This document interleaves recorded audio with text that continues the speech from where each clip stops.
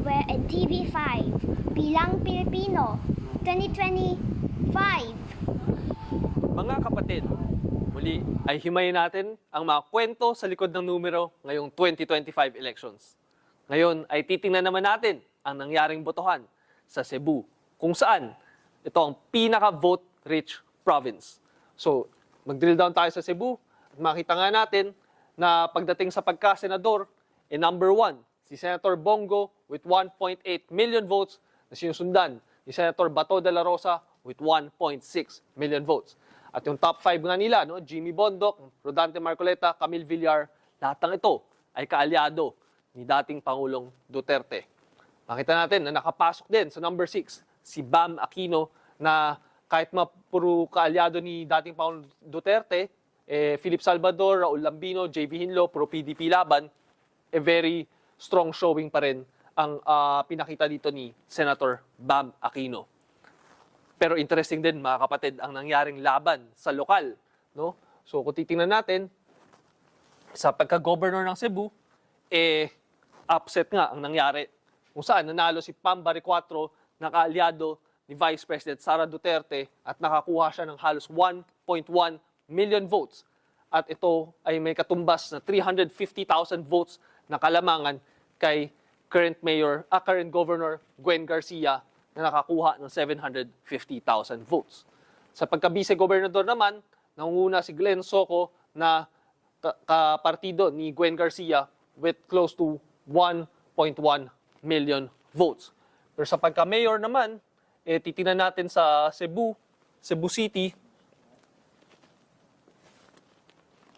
makita natin, number 1, si Nestor Archival with 253,000 votes.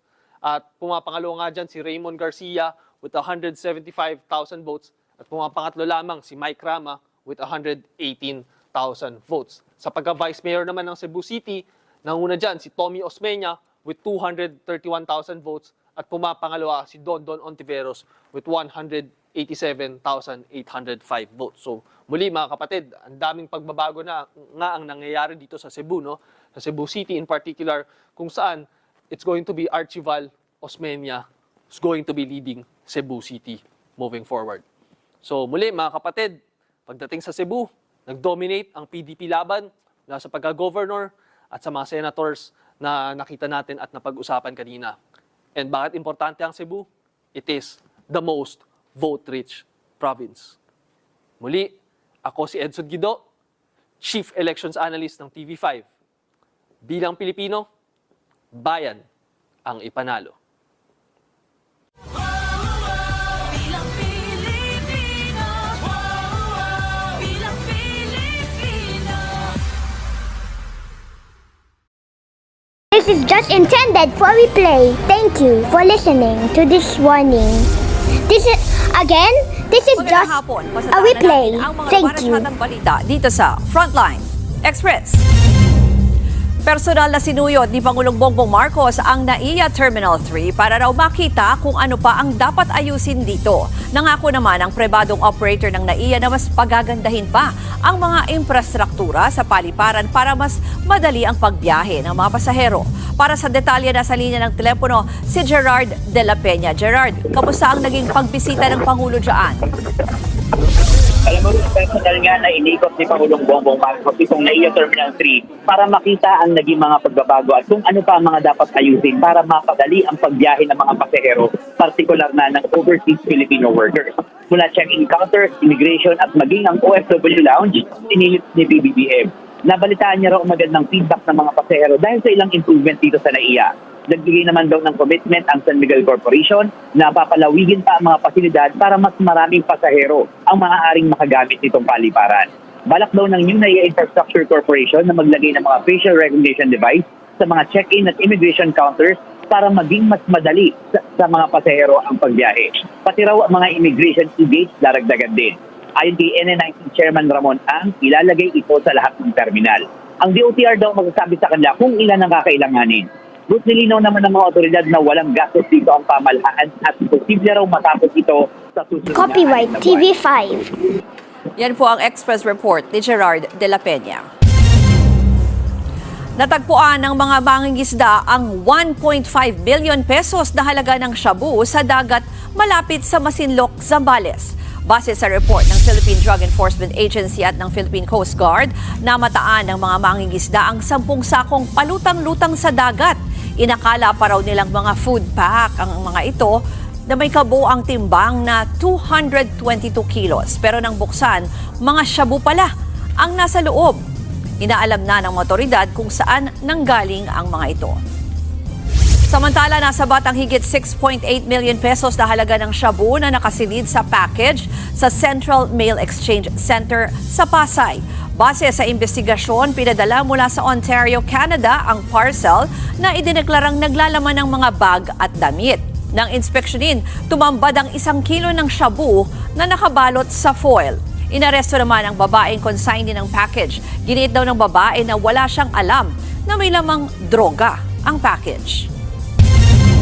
Tumaas ng 500% ang bilang ng mga nagkakaroon ng Human Immunodeficiency Virus o HIV sa mga edad 15 to 25 years old sa bansa, ayon po yan sa Department of Health. Nababahala ang DOH dahil posibleng umabot sa 400,000 mga tao, 400,000 ang magkaroon ng HIV kung hindi maaagapan ang paglaganap nito. Sa kasalukuyan, halos 149,000 ang active HIV cases sa bansa ayon sa Philippine National AIDS Council. Pabata rin ng pabata ang mga nagkakasakit nito. Sa Palawan, 12 anyos ang naitala ng DOH na nagkaroon ng HIV. Kaya nananawagan na ang ahensyang ideklarang National Public Health Emergency ang lumulubong bilang ng HIV cases sa bansa. Tutok lang mga kapatid, magbabalik pa ang Frontline Express.